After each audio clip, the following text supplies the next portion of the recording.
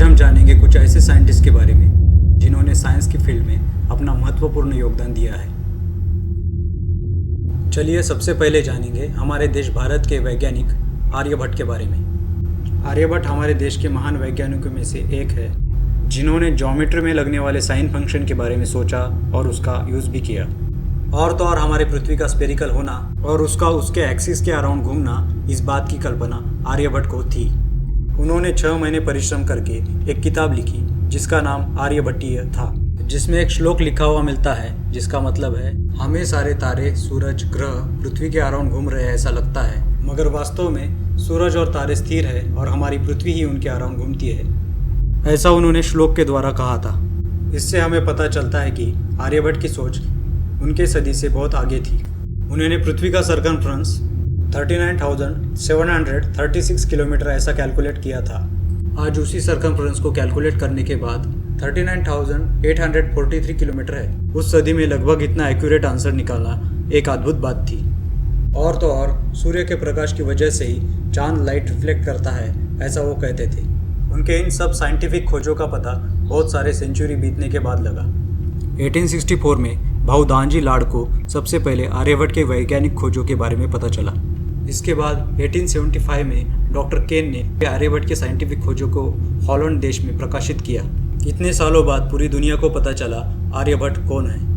हमारे दूसरे साइंटिस्ट आर्यभट्ट के बाद ईसा 5वीं से 6वीं शताब्दी के वराहमिहिर एक गणितज्ञ और खगोलतज्ञ थे। वराहमिहिर के पिता आदित्य दास थे।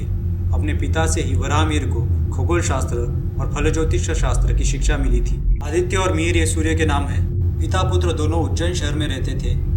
उस समय उज्जैन शहर एजुकेशन के लिए बहुत प्रसिद्ध था और वराहमिहिर ने व्यक्ति ज्योतिष्य, स्थान ज्योतिष्य और गणित ज्योतिष्य एक प्रमुख ग्रंथ लिखे। उनके पंच सिद्धांतिका ग्रंथ में पॉलिश, रोमक, वशिष्ठ, सौर और पितामह इन प्राचीन सिद्धांतों का सारांश है। इस ग्रंथ के 30वें अध्याय का नाम है त्रैलोक्य और उसमें विश्व की रचना के बारे में बताया है। और वराहमिहिर का दूसरा ग्रंथ बृहद संहिता है। इस ग्रंथ में उन्होंने सूर्य, चंद्र, ग्रह के गति के बारे में बताया है और फल ज्योतिष शास्त्र के ऊपर भी उन्होंने बहुत लिखा हुआ है। वराहमिहिर एक जीनियस थे, मगर वो आंखें बंद करके विश्वास नहीं करते थे। साइंस की हिस्ट्री में वो पहले ऐसे व्यक्ति थे जिन्होंने बताया था कि कोई एनर्जी ऐसी है जो वस्तुओं को जमीन के साथ चिपकाए रखती है।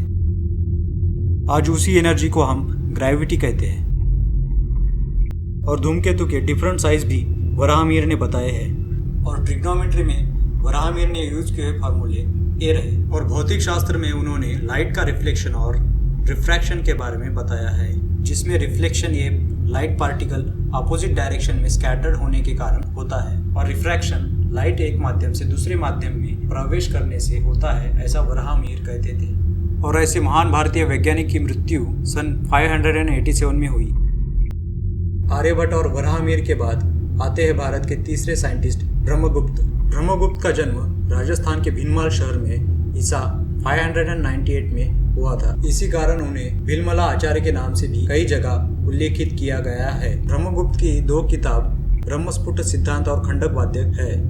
ये 2 किताब उस समय मैथमेटिक्स और एस्ट्रोनॉमी के लिए बहुत मार्गदर्शक साबित हुई। ब्रह्मस्फुट सिद्धांत उनका सबसे पहला ग्रंथ माना जाता है, जिसमें शून्य का एक अलग अंक के रूप में उल्लेख किया गया है। 8th सेंचुरी में कुछ अरबी लोगों ने ब्रह्मस्फुटिका सिद्धांत का अरब भाषा में अनुवाद किया। उसका अरबी नाम जिल अल सिंध हिंद ऐसा रखा गया है, जिसका मतलब होता है Indian astronomical information chart. Brahmagupta की अरबों ने ट्रांसलेट की हुई किताब की वजह से पूरी दुनिया को इंडियन अर्थमेटिकल कैलकुलेशन के बारे में पता चला। और तो और ब्रह्मगुप्त ने पॉजिटिव और निगेटिव नंबर का भी यूज किया, जिसे समझने के लिए वेस्टर्न कंट्रीज को 900 साल लगे थे। और उन्होंने एक साल में 365 डेज, 6 आवर्स, 5 मिनट्स, 19 सेकंड्स होते हैं ऐसा बताया। ब्रह्मगुप्त जब 67 ईयर्स के थे तब उन्होंने दूसरी किताब लिखी और उन्होंने भारत के मैथमेटिक्स और एस्ट्रोनॉमी के क्षेत्र में महत्वपूर्ण योगदान दिया। उस समय भारत इन दोनों सब्जेक्ट में दुनिया भर में टॉप पे था।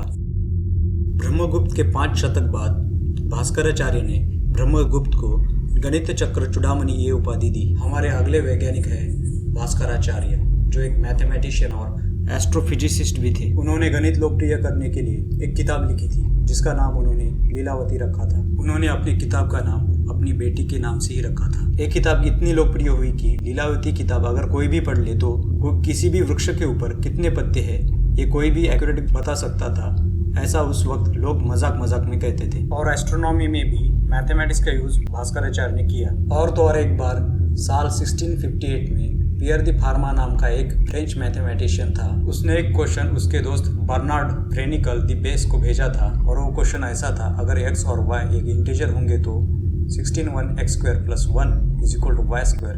ये इक्वेशन कैसे सॉल्व किया जाए? ये सवाल बहुत सेंचुरीज कोई भी सॉल्व नहीं कर पाया था, मगर साल 1732 में लिनार्ड यूलर मैथमेटिशियन ने वो इक्वेशन सॉल्व किया।